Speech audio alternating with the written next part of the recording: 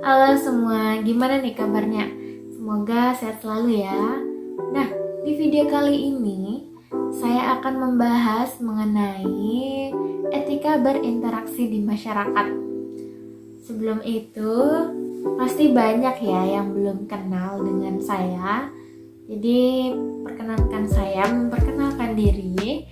Saya merupakan salah satu mahasiswi dari Universitas 11 Maret Surakarta yang mengambil program studi penyuluhan dan komunikasi pertanian. Saya merupakan mahasiswi tingkat awal, jadi bisa dibilang mahasiswa baru gitu. Seperti judul yang telah tertulis, jadi kita akan membahas mengenai etika berinteraksi di masyarakat. Sebelum itu, kalian udah tahu belum sih bedanya antara moral dengan etika? Ada yang tahu? Jika kita telusuri lebih dalam, moral dan etika itu merupakan hal yang mirip. Jadi tidak sepenuhnya berbeda, tapi juga tidak sepenuhnya sama begitu. Nah, jadi pengertian moral menurut KBBI itu sebagai berikut. Moral merupakan ajaran tentang baik buruk yang diterima umum mengenai perbuatan, sikap, kewajiban, dan sebagainya. Dan etika yaitu sebagai berikut. Etika merupakan ilmu tentang apa yang baik dan apa yang buruk, dan tentang hak dan kewajiban moral. Nah, pasti banyak dari kalian yang malah bingung setelah membaca pengertian dari KBBI tersebut. Jadi, moral merupakan ajaran baik yang terbentuk secara umum dan luas gitu. Jadi, tidak cuma di daerah tersebut, namun hampir ke seluruh dunia atau masyarakat begitu. Sedangkan etika itu tuh terbentuk di dalam suatu kalangan tertentu atau masyarakat tertentu.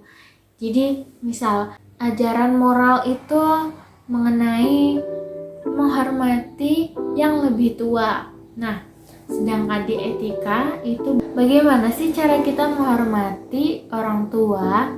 Gitu. Jadi etika itu lebih ke tata caranya atau bagaimana sih cara kita menerapkan moral di kehidupan gitu. Nah, mau sedikit cerita nih. Jadi saya dan teman-teman kemarin telah menyelesaikan salah satu praktikum dari mata kuliah sosiologi pedesaan, yaitu kami menginap selama 3 hari di rumah warga. Nah, dalam kurun 3 hari tersebut kami harus mengumpulkan data dari 18 responden, yang tentunya diperlukan interaksi yang panjang ya kepada warga dalam memenuhi kuesioner yang telah kami siapkan sebelumnya. Jadi ada suatu hari setelah kita mengunjungi ke salah satu RT yang berada di desa tersebut, kita menunggu untuk dijemput pulang karena transportasi yang terbatas. Jadi ada 3 orang yang bolak-balik jemput gitu. Nah, ketika menunggu jemputan, karena praktikum ini membutuhkan dokumentasi berupa video, yaitu berisi tentang keseharian kita di sana. Jadi saya berinisiatif untuk merekam saat menunggu dijemput. Nah, saat merekam, kebetulan ada anak kecil di belakang saya. Bisa kita lihat di sini ada adiknya sedang berpose yang menurut saya kurang pantas untuk dilakukan oleh siapapun karena memiliki arti yang kurang baik. Bukan hanya itu, beberapa anak-anak di sana juga melontarkan kalimat-kalimat yang menurut saya kurang pantas untuk diucapkan. Oleh karena itu, saya dan teman-teman sebagai mahasiswa dan juga pendatang menghimbau anak-anak tersebut untuk tidak melakukan hal-hal yang tidak sepatutnya dilakukan, dan juga menjelaskan bahwa hal tersebut merupakan hal yang kurang baik. Jika kita mewajarkan hal-hal tersebut secara tidak langsung, kita membiarkan ataupun membolehkan hal-hal tersebut terjadi dan berkembang di masyarakat yang mungkin nanti akan berdampak buruk untuk kedepannya. Walaupun hal tersebut dilakukan oleh anak-anak, juga tidak sepatutnya kita mewajarkan hal tersebut karena banyak orang beranggapan bahwa namanya juga anak kecil. Nah, walaupun seperti itu, kita juga tidak boleh membiarkan hal tersebut karena semakin banyak orang mewajarkan hal tersebut, maka semakin banyak pula hal yang terjadi di masyarakat. Nah, kemudian masih berlanjut dengan praktikum sosiologi pedesaan kemarin, karena kita berada di rumah warga dan juga di desa lain, tentunya kita perlu memahami bagaimana sih interaksi yang baik menurut warga di daerah sana, karena di daerah-daerah lainnya tentunya memiliki standar etika yang berbeda.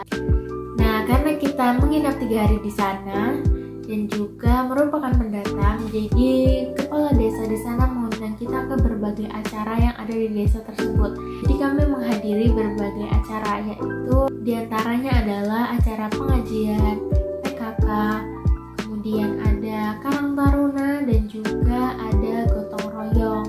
Nilai moral yang dapat kita lihat dari hal tersebut yaitu kami menghadiri acara yang diundang langsung oleh kepala desa, yang kemudian dalam etikanya ketika kami menghadiri acara tersebut kami mengikutinya dengan hikmat gitu.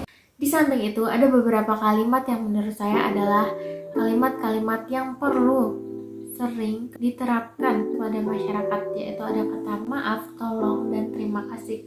Dengan menerapkan 3 kalimat ini, maka interaksi kita akan menjadi lebih baik. Dari ketiga kalimat tersebut, saya memiliki salah satu cuplikan yang merealisasikan penggunaan kata terima kasih. Sampaikan terima kasih ke Masnya dulu. Terima kasih, Mas. Matur suwun nggih, Bu. Mboten napa-napa. Kata terima kasih bukan hanya digunakan untuk kepada seseorang yang memberikan kita barang atau sesuatu, namun juga bisa memberikan bantuan dan juga doa atau dan lain sebagainya. Jadi udah tahu ya bedanya antara moral dengan etika. Jadi moral itu mengenai ajaran baik atau buruk suatu tingkah laku dan juga perbuatan masyarakat. Sedangkan etika adalah bagaimana sih cara kita menerapkan moral tersebut di kehidupan kita. Kemudian kita juga tadi membahas mengenai anak kecil yang berpose kurang baik.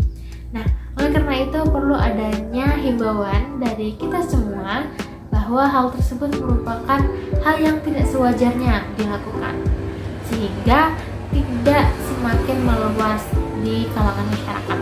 Dan juga kita tadi membahas mengenai bagaimana sih kita bersikap yang baik karena kita merupakan pendatang.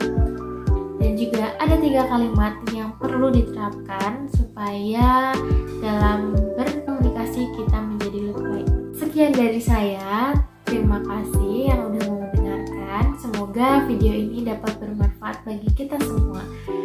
Apabila ada kesalahan kata atau kata yang kurang berkenan, mohon dimaafkan. Salam dan sampai jumpa.